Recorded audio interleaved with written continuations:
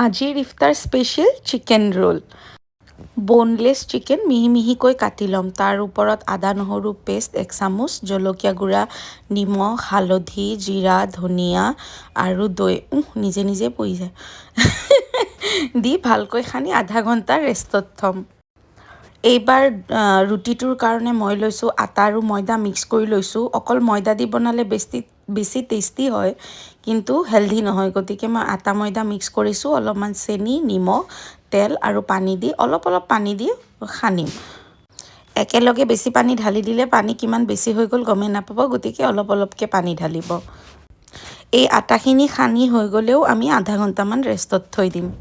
এতিয়া এটা পেনত অকণমান তেল দি আমি ৰেষ্টত থোৱা চিকেনখিনি দিলোঁ। তাৰ ওপৰত দিম মিহি মিহিকৈ কাটি থোৱা পিঁয়াজ আৰু কেপচিকাম। আৰু ইয়াতেই আপোনালোকে চচখিনিও দি দিব পাৰে, টমেট' চচ আৰু মেয়নিজ, আৰু নাইবা ৰোলটো বনাওঁতেও দিব পাৰে। আৰু যিহেতু চিকেন ৰোল এগো থাকিব, এগ মই 3টা লৈছোঁ, 4খন ৰোল হ'ব। তাতে অকণমান নিমখ আৰু জালুকৰ গুড়া দি ভালকৈ কণীখিনি ফেটি ল'লোঁ। এতিয়া চিকেনখিনিও আমাৰ ফ্ৰাই হৈ গৈছে, অলম'ষ্ট ডান। এইবাৰ ৰুটিটো কিন্তু দৰ্জীয়ে কাপোৰ চিলোৱাৰ নিচিনা ভাঁজ দি এবাৰ বেলি ভাঁজটো দি ল'ম। তাৰপিছত এই পৰঠাটো মানে আপোনালোকে অকল পৰঠাটো চাহৰ লগতো খাব পাৰে, লাচ্ছা পৰঠা বুলি যে কয়, পূৰা লাচ্ছা হৈ যায়। তো সেনেকৈও খাব পাৰে, আৰু মই আজি ৰোল বনাওঁতেও এইটো ৰোলত ইউজ কৰিম। তো আমাৰ ৰুটিটো বেলি হৈ গ'ল। এইবাৰ ৰুটিটো এফাল বেছিকৈ ভাজিম, এফাল অকণ কম ভাজা থাকিব।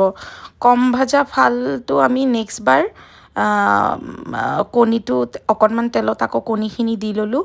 এতিয়া কম ভাজা ফালটো আমি উল্টা ফালে দি কণীখিনি দি ল'লোঁ।